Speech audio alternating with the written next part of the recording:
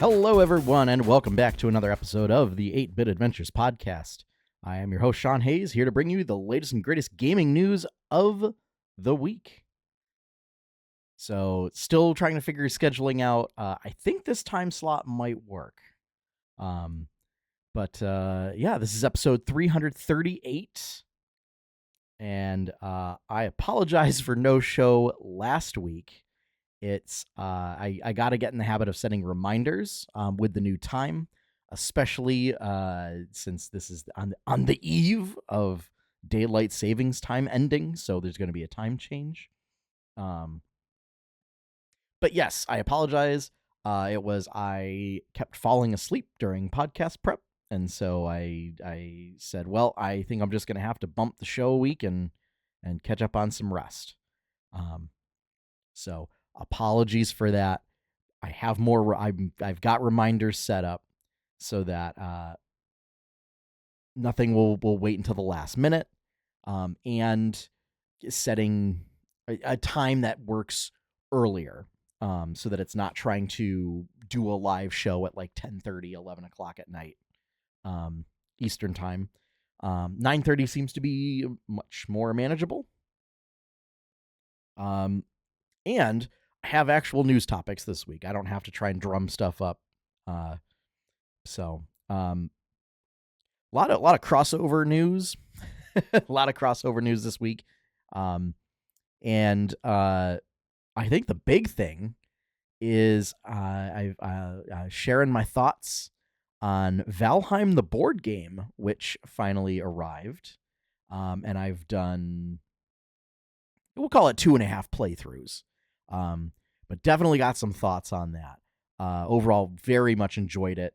But I do have some criticisms, so we'll go over those as well. So hope everyone's been doing well. And without further ado, let's get into this week's news.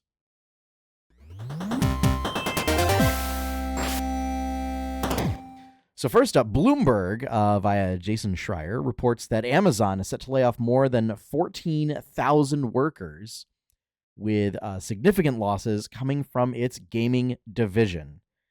So this includes likely games like Lost Ark, New World, certainly one of them.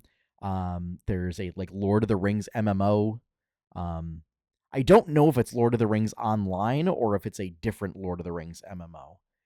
But those are all set to incur some sort of losses, I'm sure.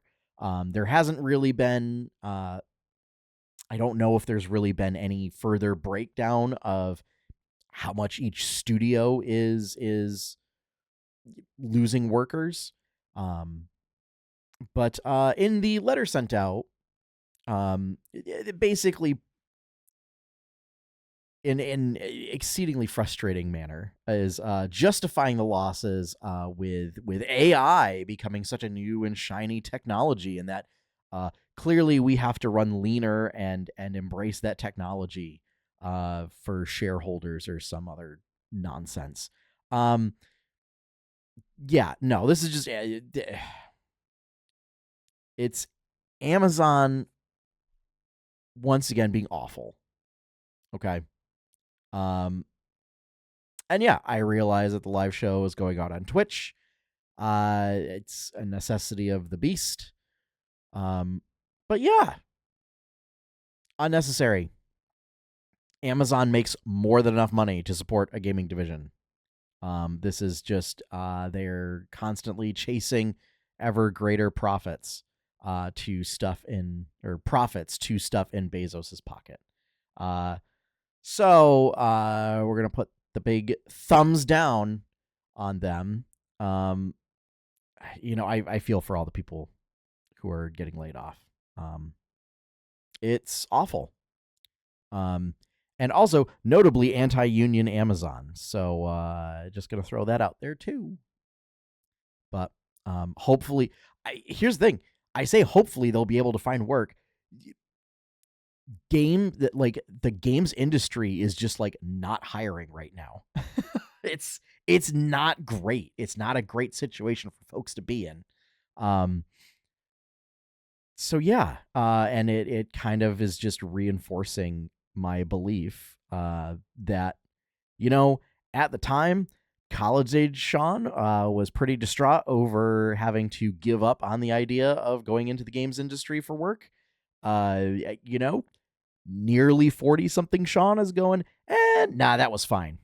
it, you know, I haven't had the career trajectory I necessarily wanted, but I am probably much better off than having gone into the games industry myself.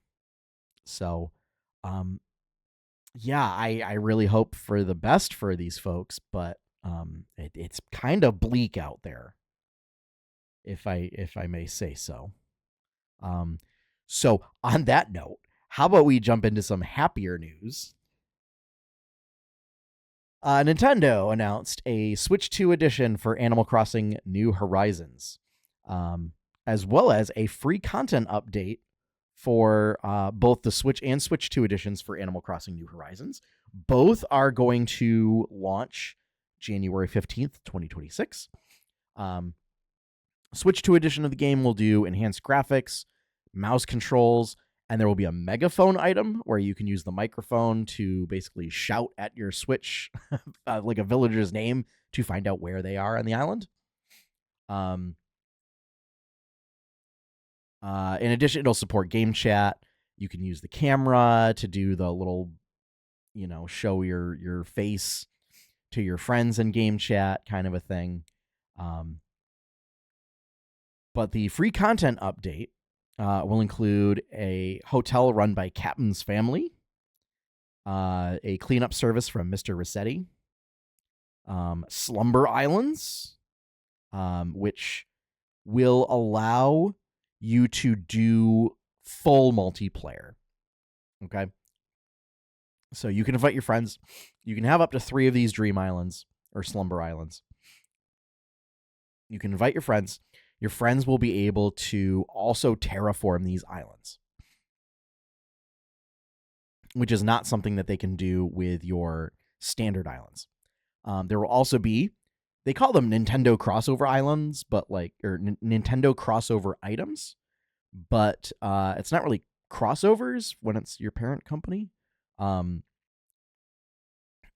it's including sort of retro Nintendo toys and consoles. So it's a return of the Nintendo consoles, including, for folks who have an online subscription, the ability to use the consoles to play select titles. It's finally coming back, folks. The ability to play games within Animal Crossing. And it looks like it will likely, I guess, use the Nintendo Switch Online architecture to do it. There will be Lego crossover items. So Lego furniture, Lego shirts.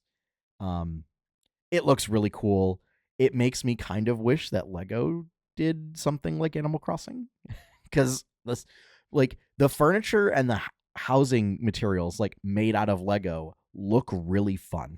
There will be some Zelda items and villagers, so Breath of the Wild and Tears of the Kingdom items, along with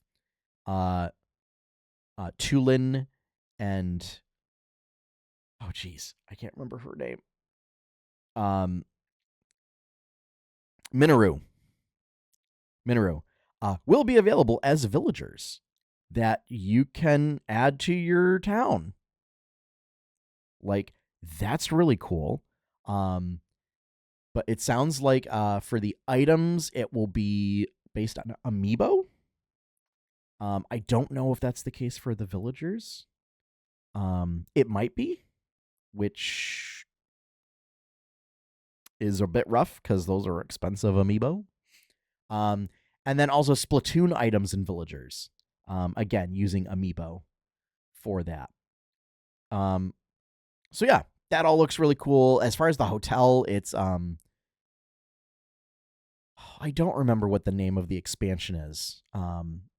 That you get for free if you have the Nintendo Switch Online expansion pass or whatever. It seems very similar to that, where it's like room designer. you're given an assignment to design a room. You design a room, and like you can get guests and you get tickets, and you then spend the tickets on hotel themed gear and vacation themed gear. Resetti's cleanup service is you can set different areas on your town, and then you can employ Resetti to just like clean up everything. So he just like picks up all the furniture. He can do various things with like flowers that you plant. So yeah. And if you already own Animal Crossing New Horizons and you have a Switch 2, it sounds like there'll be like it's like the upgrade pack.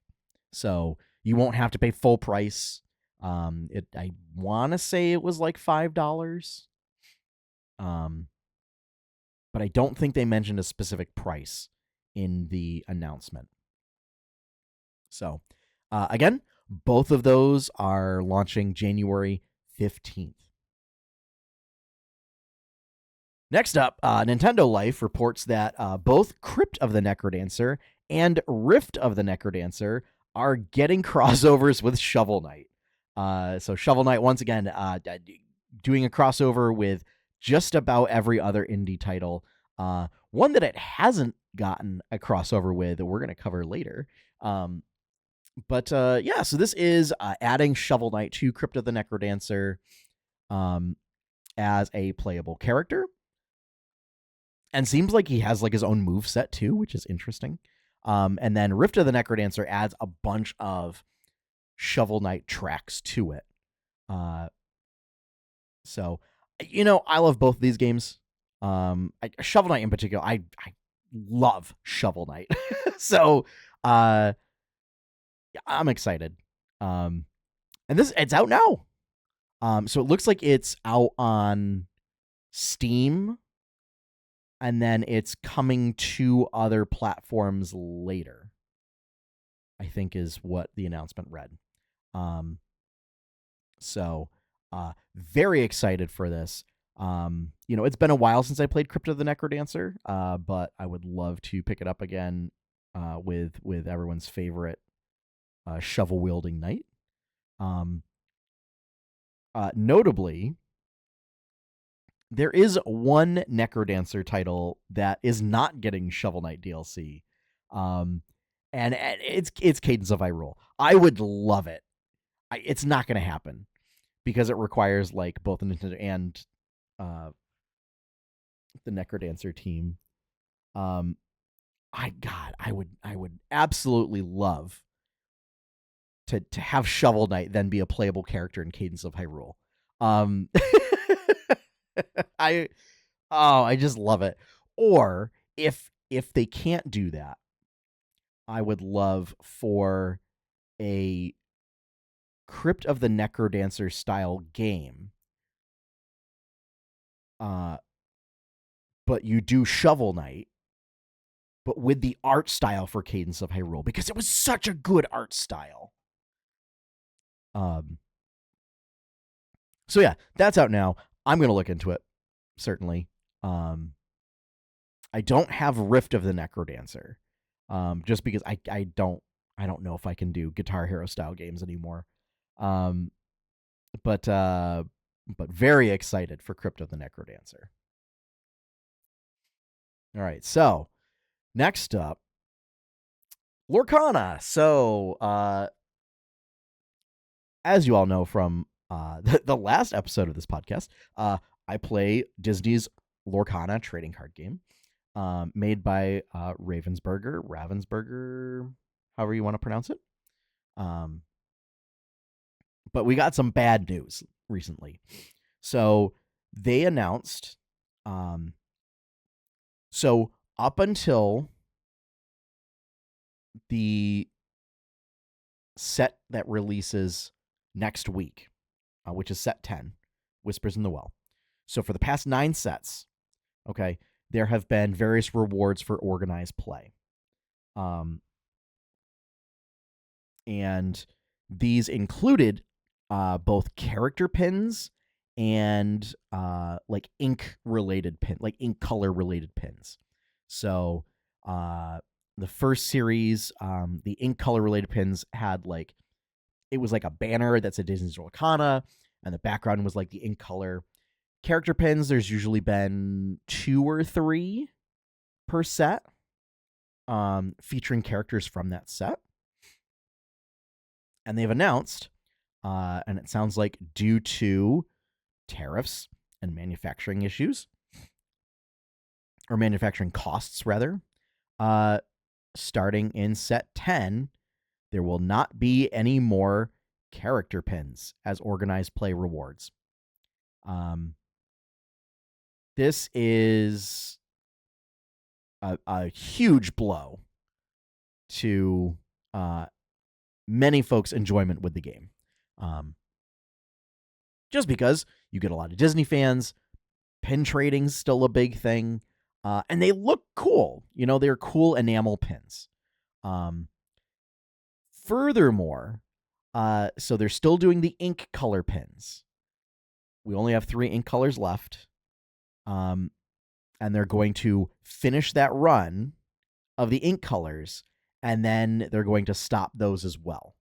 So it sounds like they're just phasing pins out entirely for the time being, and replacing them with stickers. But they're stickers that are like this, about the same size as the pins. And also like a singular sticker. So it's not like, oh, we had 3 character pins, you know, we'll get 3 character stickers. No. It's a single character. For set 10, it's Ariel. And I just think, you know, you could have, if you had anticipated this, you could have done bigger stickers, right? Or you could have done more variety of characters. Because stickers, much, much lower cost to produce than enamel pins. And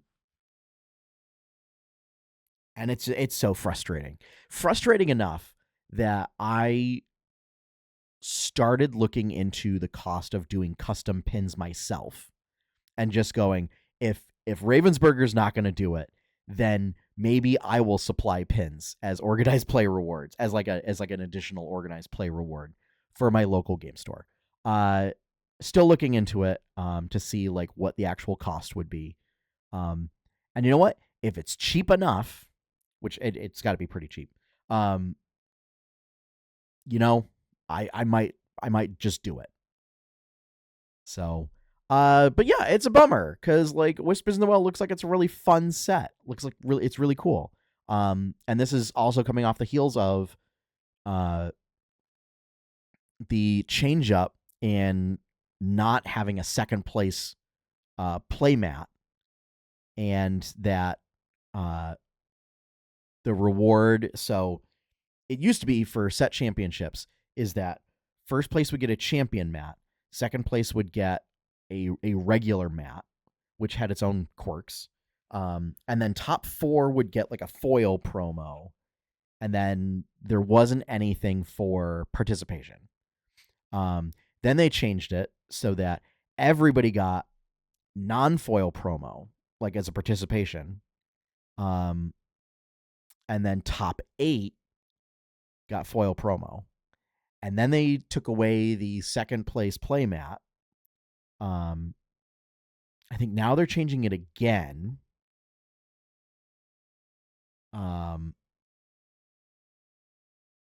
It's something to do with the promo card for like participating. But it would be nice, you know, for something, maybe a little extra, which I know our local game store does. Like you end up getting more amounts of store credit, okay, for doing like different placements. But you know, it would also be nice of maybe just, you know, to have like a pin or something. So, but yeah, hopefully this is just a temporary issue due to someone's proclivity for slapping tariffs on everything. You know, that maybe, just maybe, if politically things turn around and economically things turn around, and that a lot of these questionably legal tariffs are rescinded and that things stabilize, maybe we can get pins again. I don't know.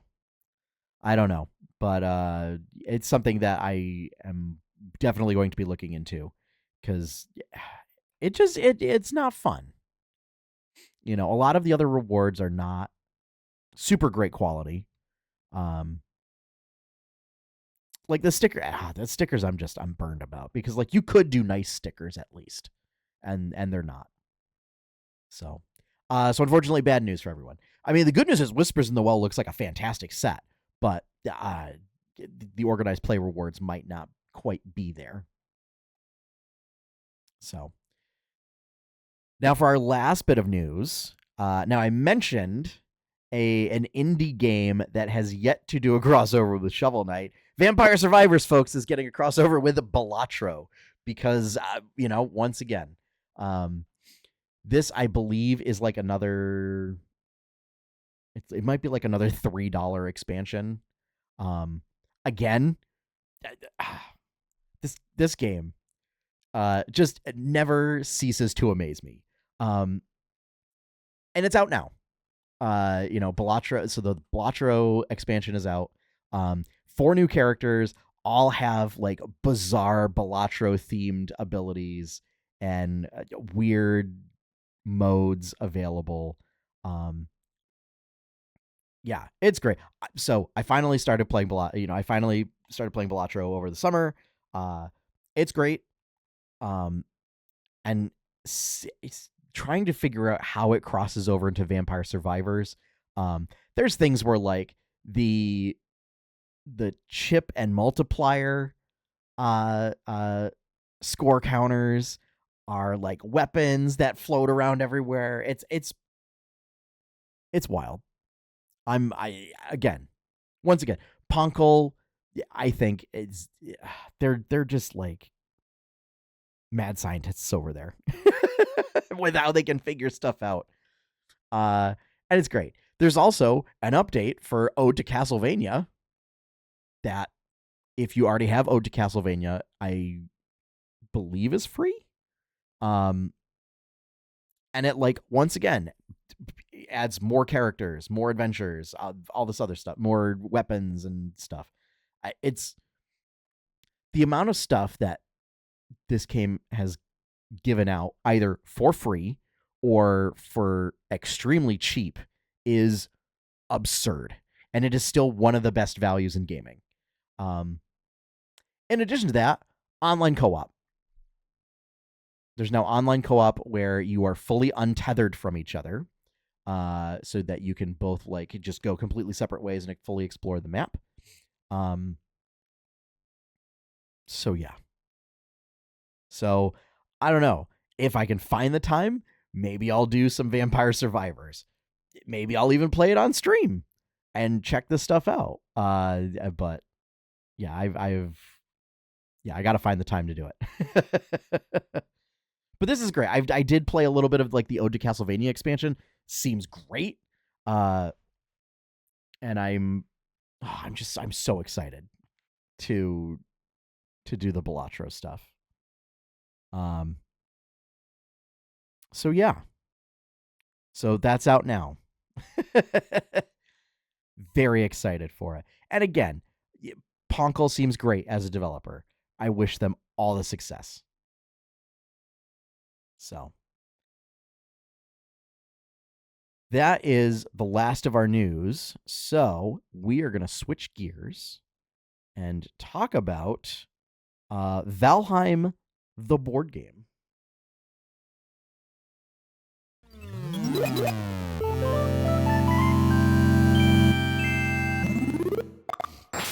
All right, so Valheim, the board game, was put out on GameFound. I want to say last year. I hope it was only last year. By Mood Publishing, who worked with Iron Gate, and probably Coffee Stain. to make a multiplayer, like 1 to 4 player board game, in an effort to try and capture the essence of Valheim. Now, for those of you who don't know, Valheim it's available on Steam, and maybe Xbox and PlayStation. But it is a multiplayer survival game. You can play it solo player. It can be pretty rough solo player, as someone who dove back in to play Valheim but has no one to play with right now.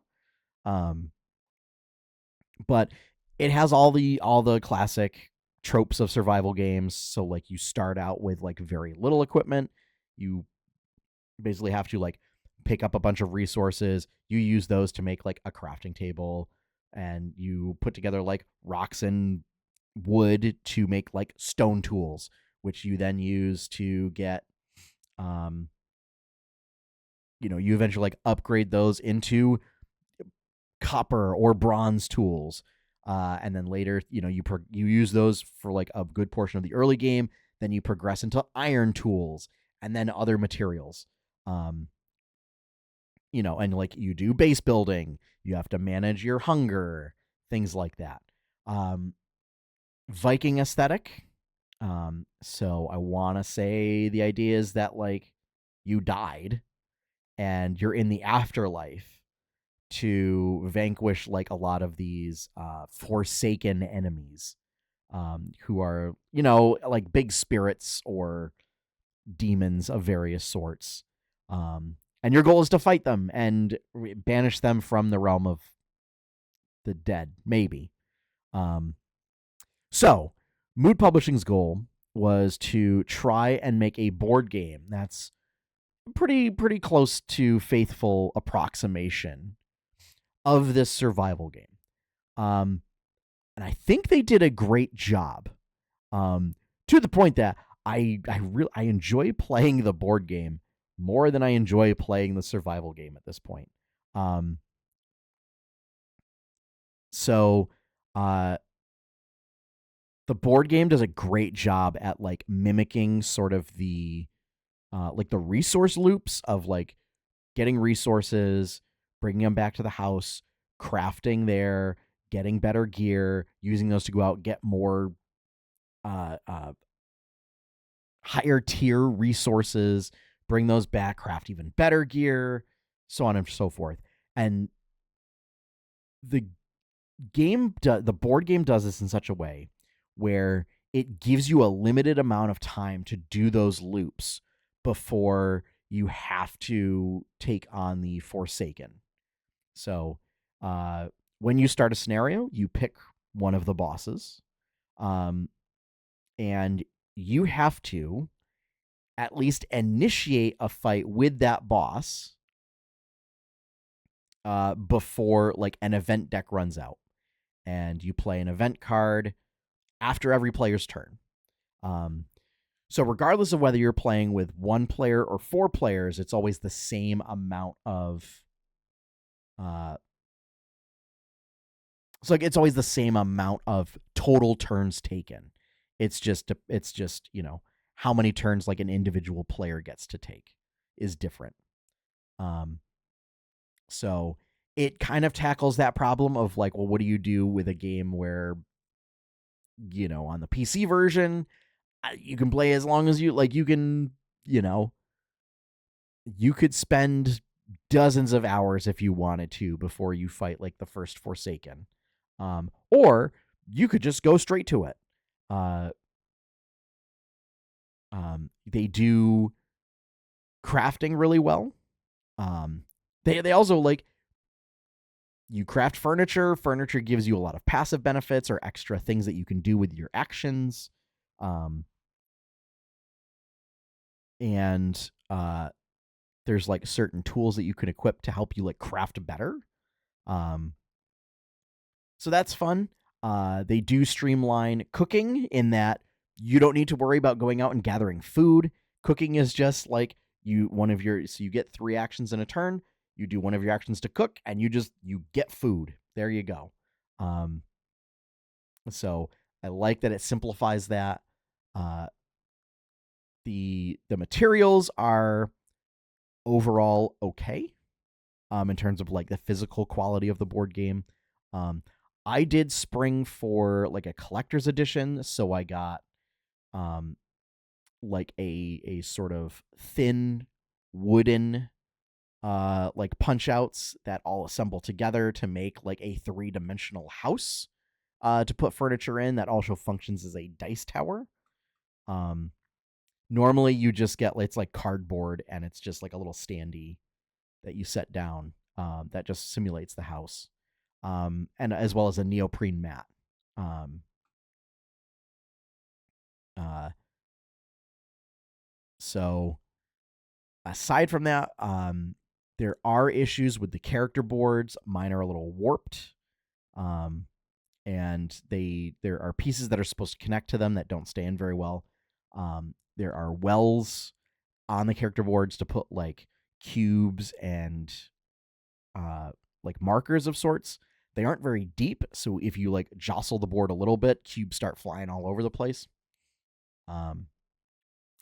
But overall, build quality is okay.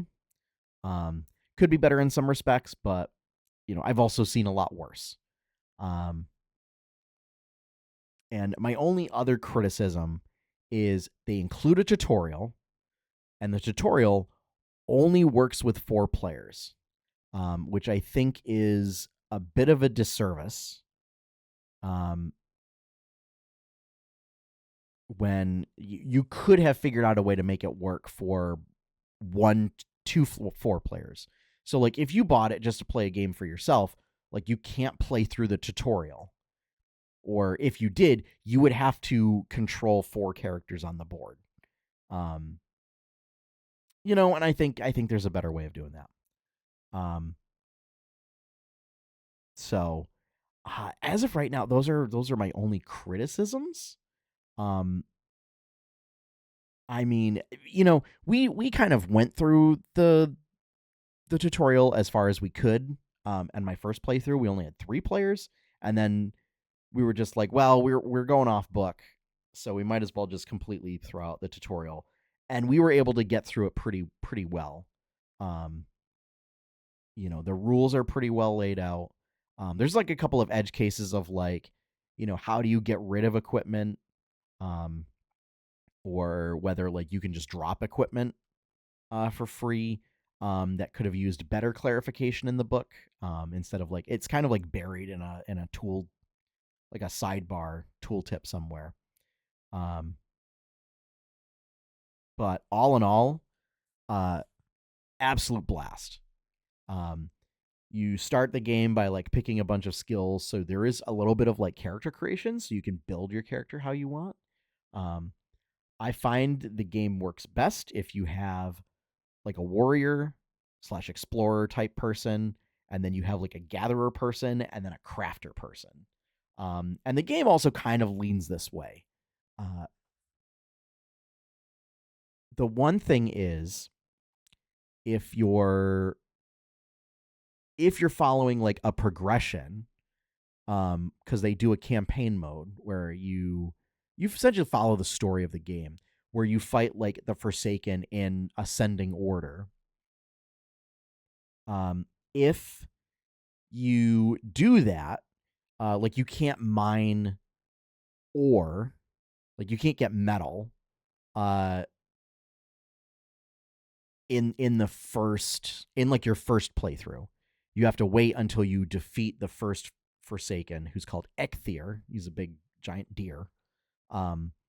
Like you have to beat him first, and then you can mine bronze.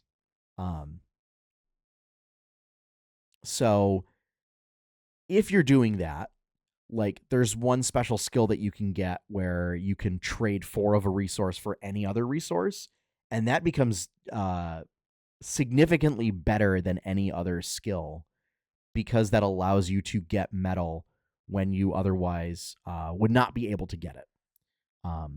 And that just automatically puts you in a different class of like equipment that you can get.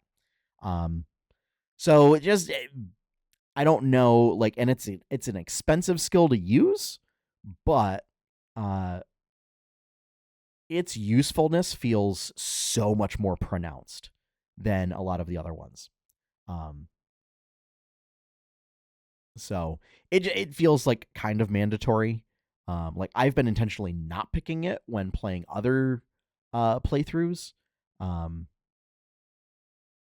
just to try and keep the feel of the game a bit better. So like, it's not that I'm uh like facing Ecthier with like iron level weapons, which is what we did on like our initial playthrough, uh, where we were just kind of goofing around and learning the game. So, uh, yeah, it's it's a lot of fun. Currently doing a campaign with my oldest son, who um is 5, so he's just starting to read. Um, but I'm able to explain a lot of the rules and stuff to him. He picks up on it pretty well. Um, I didn't look to see what like the recommended age range is. It's probably like somewhere in like 8 to 10 plus, I'd imagine. Um, but like without being able to read things, I was able to explain and talk through my 5-year-old through a whole game. So that could give you some indications. Um, you get, and it certainly helps that like a lot of it's very visual. You get like tokens and cards that have big, you know, really nice artwork on them, of like your equipment and stuff. Um, a lot of the skills are easy to explain. Um, and then there's like standees for like the furniture that you get. There's standees for monsters that appear on the map, and like you physically put them on the map, and then like when you go fight them, there's like cards that have a lot of iconography is used so that if you have players that are unable to read, okay, but can decipher pictures, um, that certainly helps. Um, so yeah, we're still working on. So he and I are still working on our second game. The first game I played was with my D&D group. We had an off night where not everyone could come, so we played that instead. Um, it's I'm We're having a little bit of trouble and with a 5-year-old of having the stamina for making it through the second game, so we're doing it in bursts. Um, but yeah, it's a lot of fun. I'm having fun. Combat and mechanics they use D6s of various types. So like better weapons will use like different D6s that have better face results on them. There's like a single gathering die. Um, and then like you roll enemy dice at the same time, and there's mechanics where you can re-roll dice or manipulate dice. Um, but it's not a dice chucker. So like, it's a lot if you're rolling like 6 dice. Um, so yeah, and then like the Forsaken themselves have their own special mechanics and their own special decks for when they do stuff. And they're all unique, and the mechanics for them and their scenarios are all unique. It's great. I'm having a blast. Uh, if you were part of the crowdfunding campaign, let me know what your thoughts are. Because otherwise, I don't know if this will be available in stores. Like, I don't know if it's happening for retail unless stores were part of the crowdfunding campaign and got like whatever allotment that they ordered. Um. So yeah, that's my thoughts on Valheim, the board game. It's the I will say the graphic design and the artwork is gorgeous. Love it. It's so pretty. Uh and it really captures the feel of the PC game. So this is definitely going to be a game that I play a lot. Um and they have like the scenario book has something like 16 scenarios, with also guidelines for making your own. So that's pretty cool. As a dungeon master and a game master for TTRPGs, love it when especially like for board games, that they give you a rubric for saying like, hey, if you want to make up your own scenario, here's how to do it. So like you can make up your own games, and it's like, that's so cool. So yeah, I encourage you, if you managed to snag a copy, to go play it. And if you didn't, find someone who did and go play, because it's a lot of fun. So that is going to conclude my review of Valheim, the board game, which also means it's time for our show to be done. So thank you all for joining me this week. If you want to see more content from 8-Bit Adventures, be sure to check out 8bitadventures.com. If you want to help support that content, the best way to do that is to become a patron over at patreon.com/8bitadventures. Big shout out and thank you to all of my current patrons. Thank you for your continued support. And our opening theme is One Up by Professor Shy Guy. You can find his work over at professorshyguy.bandcamp.com. And with that, I am signing off. So, as always, folks, have fun, happy gaming, and enjoy your pie cake.